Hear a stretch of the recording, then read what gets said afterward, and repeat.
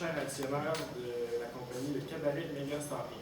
Nous sommes aujourd'hui présents pour répondre à une question d'un de nos actionnaires sur votre entreprise.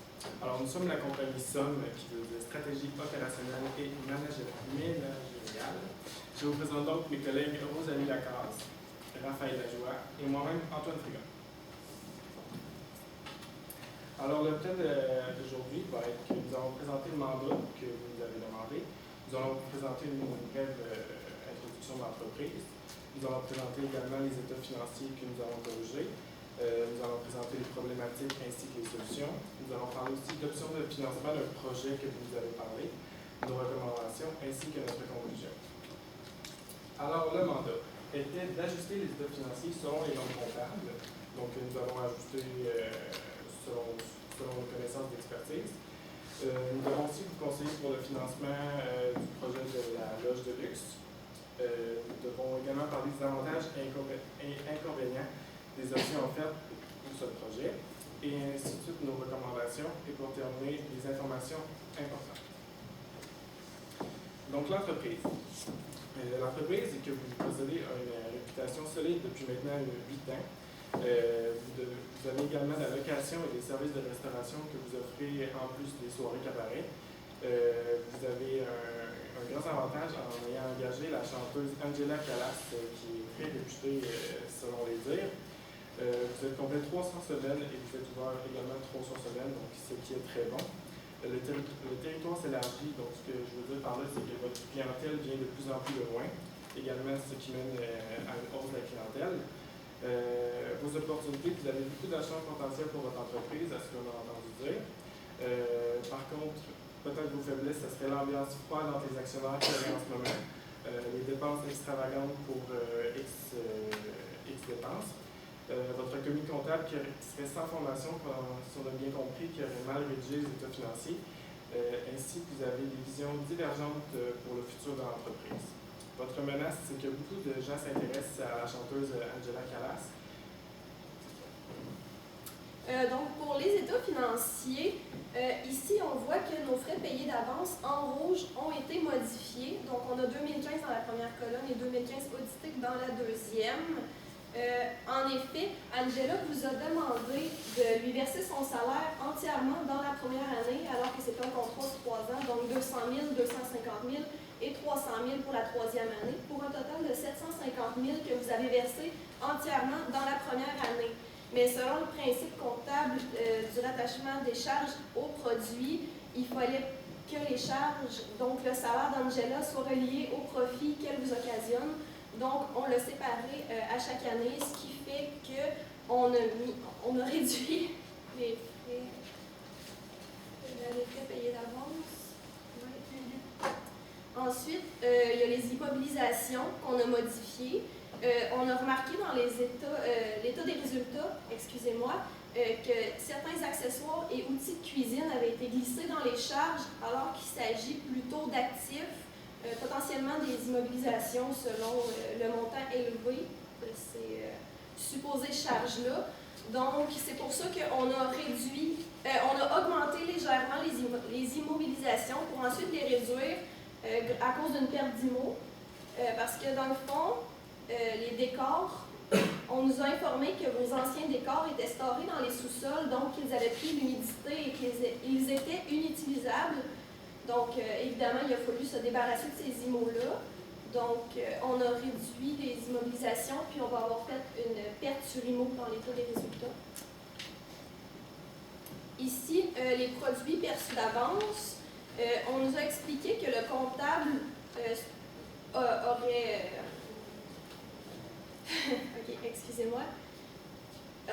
utilisé un principe comptable pour prendre les sommes des billets qui seraient seulement pour un spectacle en 2016, le rattachement des produits aux charges, encore une fois, si je ne me trompe pas. Excusez-moi. Perçu d'avance, billets de spectacle. Mais en fait, non, c'est ça, les billets de spectacle étaient non remboursables. Donc, l'argent des billets a été perçu en 2015. Donc, c'est sûr qu'ils avaient l'argent en 2015, donc il fallait le comptabiliser, non pas en produits perçus d'avance, mais en produits en 2015. Donc, ici, les fameux billets de spectacle, on le voit, on a augmenté les ventes de 1 255 500 à 1 600 000 parce que ces fameux billets de spectacle ont été vendus en 2015 et comme l'argent a été perçu en 2015, on n'avait pas les comptabiliser en 2016. Ensuite, les achats étaient dans les charges d'exploitation. Donc, on a fait une catégorie à part pour les achats. Puis ensuite, on a fait une marge bénéficiaire brute pour que ça soit plus compréhensible comme état et résultat. Ici, salaire et charges sociales, ça c'est la petite modification qu'on a faite pour Angela. On a enlevé 750 000, soit son salaire de 3 années, puis on a seulement rajouté le salaire de la première année, puisque c'est celui-là qui comptait pour l'année 2015. Petits outils de cuisine et accessoires en rouge ont également été modifiés, comme je vous expliquais, parce que ce ne sont pas des charges, ce sont plutôt des IMO. Puis, on a également les frais de représentation qui ont été modifiés. Donc, Ethan qui aurait demandé beaucoup de frais de... Gabriel, excusez-moi, aurait demandé beaucoup de frais de représentation injustifiés. On va le voir d'ailleurs à la prochaine diapositive. Puis en bas complètement, on voit la perte sur IMO, donc qu'on a augmenté à 203 300 pour les décors qui ne sont plus bons. Donc ici, on voit les frais de représentation. Tout ce qui est en rouge, selon nous, est injustifié, puisqu'ils servent à Angela pour ses activités diverses. Dans le contrat d'Angela, on stipule que seulement le salaire et les costumes de scène sont payés. Donc, la restauration et les déplacements et tout ça, les parfums, la nourriture, c'est pas compris dans son contrat de travail, donc on n'avait pas besoin de lui payer tout ça. Un voyage à Bora Bora, coiffure, maquillage, donc vous comprenez le principe. Donc on a déduit que le dépistage de nouveaux talents et auditions diverses étaient des frais de représentation justifiés et donc c'est ceux-là qu'on devait garder. Voilà pourquoi ici, on a fait descendre nos frais de représentation de 163 835 à 2 870 $. Donc, on a aussi décelé des problématiques. D'ailleurs, dans les décors, les nouveaux décors que vous avez achetés à 220 254. Donc, l'amortissement a été fait sur 3 ans, mais cet amortissement-là n'a pas été jugé par un expert ou par le vendeur qui s'y connaît pour les décors. Ça a été jugé par les actionnaires, puis ils l'ont mis sur 3 ans à cause du contrat d'Angela. Donc, c'est un principe de comptable de l'objectivité. Donc, vraiment, il fallait justifier l'amortissement avec un expert pour ça. Donc, peut-être que ça serait plus que sur 3 ans. Ensuite, on expose des toiles de 75 000 $ dans le cabaret. Donc, premièrement, on fait un profit potentiel de 600 000, puisque si on les vend tous, on fait 10 de 600 000, donc 60 000. Par contre, on les paye 15 000, donc on a une perte on les paye 75 000, donc on a une perte de 15 000. Pour des toiles qui, si on les vend tous, on n'en aura plus. Donc, la première option, ça serait de changer le contrat qu'on a avec le vendeur des toiles. La deuxième option, ça serait d'y aller plutôt avec une consignation. Donc, exposer les toiles sans les acheter, puis comme ça, on n'aura pas à les mettre dans les stocks, puis s'ils les vendent, on aurait encore les 60 000. Donc, encore une autre problématique avec Angela, comme ma collègue l'a dit plus tôt, son contrat, c'était vraiment juste pour son salaire et les costumes. Donc, la loge de 550 000, oui, que vous avez dit qui était potentiellement un appartement pour elle, on voulait juste s'assurer qu'on faudrait qu'elle paye son appartement parce que, comme on l'a vu avant, on lui donne beaucoup trop de choses dans les frais de représentation. Donc ça, il faudrait vraiment que ce soit elle qui paye et non à nous. Donc pour les choix de financement pour cette loge, on a eu une idée de financement avec le frère d'Angela qui est Benito Calas. Puis c'est celui nous verserait 1/5 de la valeur du cabaret, ce qui équivaut à 339 000 environ. Par contre, il serait actionnaire à partie pris des autres parties égales avec les autres actionnaires de l'entreprise. Je trouve pas ça juste, bien sûr, puisqu'il n'a pas fait partie pendant toutes les années. Ensuite, il faut dire qu'il y a eu 8 poursuites sur 15 ans. Donc, c'est comme ça qu'il a fait son argent. Puis, moi, en tout cas, on conseille de ne pas prendre lui parce que, évidemment, il peut se retourner contre nous. Puis, est-ce qu'on veut vraiment une poursuite à notre charge? C'est trop risqué. Ensuite, le deuxième choix de financement, on suggère la banque. On irait la totalité du prix de la loge à la banque. Donc, ça serait sur 25 ans à 6 %, ce qui équivaut environ à 33 000 d'intérêt.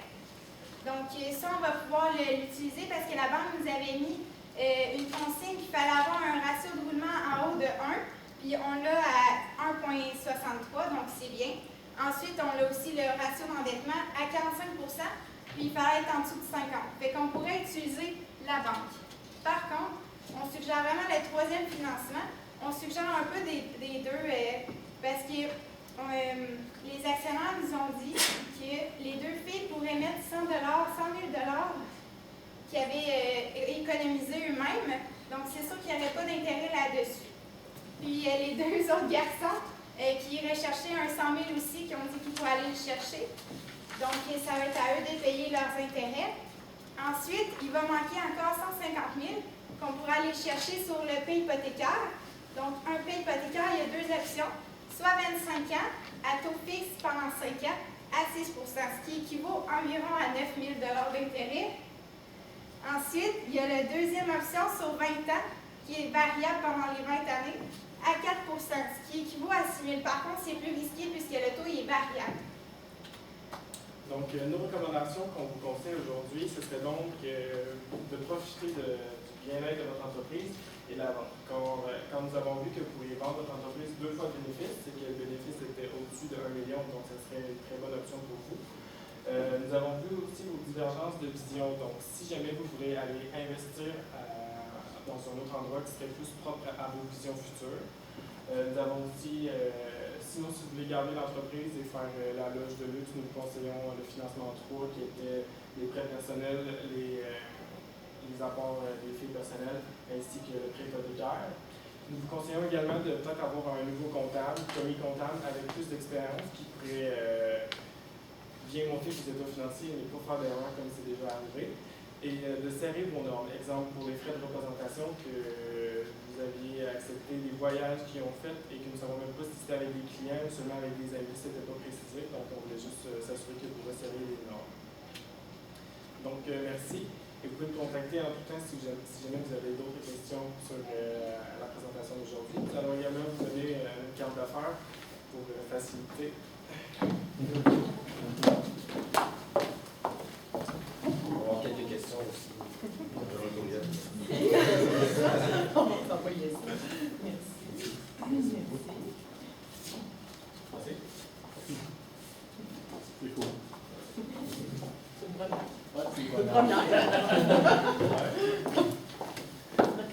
Oui, on a quand même.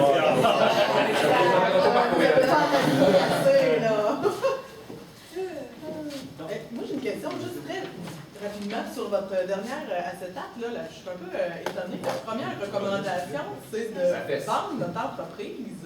Pourquoi vous nous recommandez de vendre notre cabaret? Ça va bien, ça? Ouais, ça va très bien, mais comme je l'ai mentionné plus tôt, on a vu votre divergence de vision et l'entreprise est très profitable en ce moment vu que vous faites un gros bénéfice et également que vous avez beaucoup d'offres d'achat. J'en ai eu 3 dans les 3 dernières années, si je me souviens bien. Donc, ça serait une bonne opportunité pour vous. Si on a des offres d'achat, c'est du signe que notre business est belle, puis on a des beaux projets, puis c'est sûr que j'ai la misère à comprendre qu'il faudrait vendre ça tout de suite. Je l'aime mon entreprise, on a des conflits, mais... Ouais, c'est ce qu'on pouvait conseiller par la bonne santé financière si vous, comme je vous dis, vous avez des divergences de vision au lieu que l'entreprise finisse par planter, si je peux me permettre, à cause des conflits, que ça serait dommage. Au niveau des décors, vous suggérez avec un professionnel, ça n'aura pas le temps, ça peut gérer ce décor-là. Je vous dis tout de suite, mon décor, c'est un gros stage marqué Angela en gros dessus. Dans 3 ans, je ne sais pas si je vais avoir Angela avec moi. Si la moitié sur 10 ans, qu'est-ce que tu fais pour les années d'après? Ça ne marche pas, si tu peux le conseiller pendant 3 ans, c'est le stage-là. C'est certain que si on aurait connu cette information-là, que les décors étaient au nom d'Angela, on aurait alors pu ne pas faire on n'aurait pas proposé ça, évidemment, mais en ne sachant pas, on a supposé décors étaient des décors neutres que n'importe qui pouvait utiliser. Surtout que la première partie est faite par une autre fille qui n'est pas Angela et pourtant a fait probablement son spectacle sous les mêmes décors que ceux d'Angela. Donc dans cette situation-là, on s'est dit que l'amortissement n'était peut-être pas justifié, mais c'est sûr qu'en tenant compte que le décor s'appelle Angela, alors Au niveau des frais de représentation, vous avez redressé l'ensemble des frais de représentation, mais on n'a pas vu la contrepartie de cette écriture-là. J'avais la même question. Donc, vous diminuez le poste de dépense, ça je le comprends très bien, mais la contrepartie de ça, c'est quoi? le compte en caisse, si on n'a pas payé tous ces... Oui, mais c'est Ah, payé. non, c'est payé,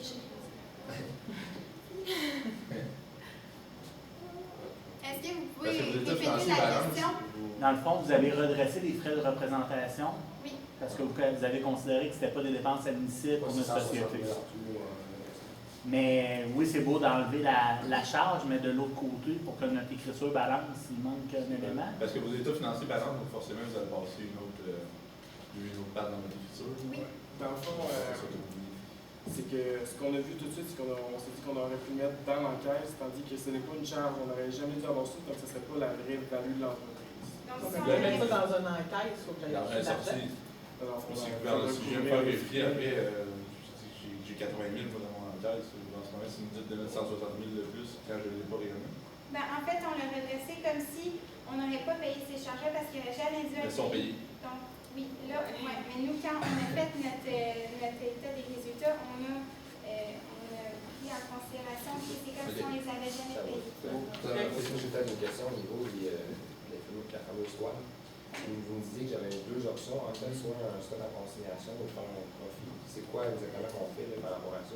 Dans le fond, la façon dont on s'est exprimé n'était peut-être pas correcte parce qu'on voulait supposer que nous, on avait vu deux options possibles. On n'était pas certain parce qu'ils disaient que les toiles étaient évaluées à 75 000. Donc, on s'est demandé, est-ce qu'ils ont acheté les toiles puis les vendent à mesure ou est-ce que les toiles sont en consignation puis quand ils en vendent une, ils vont chercher le En fait, ça, profit? je peux t'expliquer, là, les toits, c'est bien simple. En fait, ils sont accrochés dans le cabaret. Le coût, c'est 75 000. Vous les avez pas payés, fait que c'est comme de la consignation. Ok, c'est la Donc, consignation. qu'est-ce qu'on fait à ce moment-là?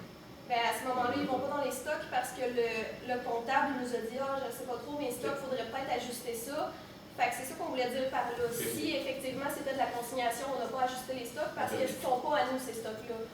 Puis dans une autre option, si on aurait payé 75 000 pour les toiles, on aurait été con parce qu'on aurait perdu 15 000 Moi, je repense à ça, puis au niveau de votre option de financement, vous recommandez la troisième.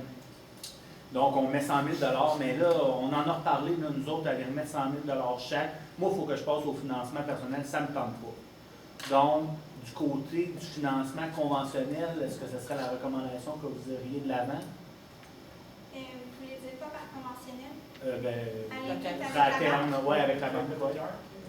Pardon? Dans le prêt hypothécaire avec l'entreprise. Oui, oui. La totalité.